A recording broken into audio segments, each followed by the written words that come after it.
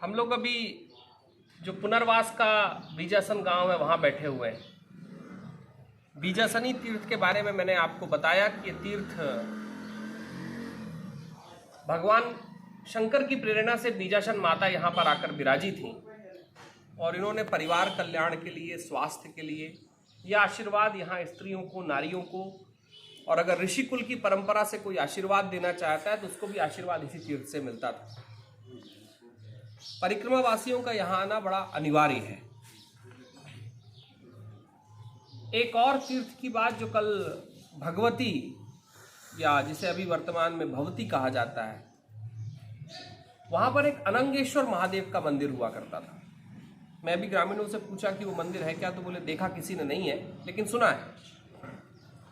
वहां पर गोई, या जिसे पुराण काल में कहा जाता था कि ये गोमती थी, उस नदी का संगम है। उस नदी के संगम के पास ही अनंगेश्वर महादेव का मंदिर था।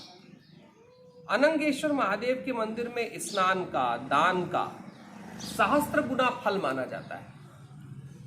कहा जाता है कि आप गोई नदी के जल में, गोई नदी के जल के आसपास अगर आप कहीं कोई पर भोजन भंडारे की व्यवस्था रखते हैं, अगर परिक्रमावासी वहां पर आकर अगर कुछ दान पुण्य करते हैं तो वो दान पुण्य सीधे गोमती नदी या गोई नदी से मैया में जाकर मिलता है और अनंगेश्वर महादेव को अर्पित होता है।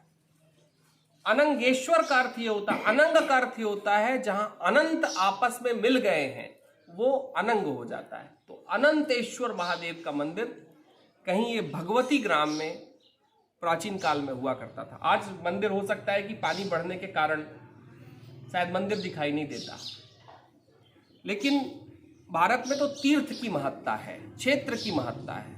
वो तीर्थ क्षेत्र श्री क्षेत्र हो जाता है। भगवती ग्राम में और भगवती ग्राम के आसपास बीजासेन तीर्थ, हिरण्यफल तीर्थ और अनंगेश्वर महादेव का तीर्थ, ये तीन महत्वपूर्ण तीर्थ हैं जो कहीं शूलपाणेश्वर के इस क्षेत्र में, जो झाड़ियों का क्षेत्र कहा जाता है, उस क्षेत्र में है। अनंगेश्वर महादेव से थोड़ा और पहले राजघाट से करीबन, बड़वानी से अगर हम चले तो करीबन 12 से 14 किलोमीटर के आसपास एक मेघनाथ तीर्थ भी है।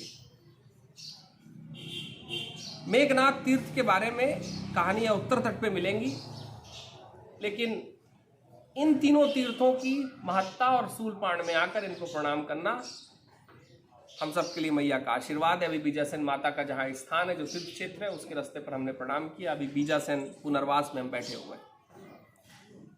नर्मदे।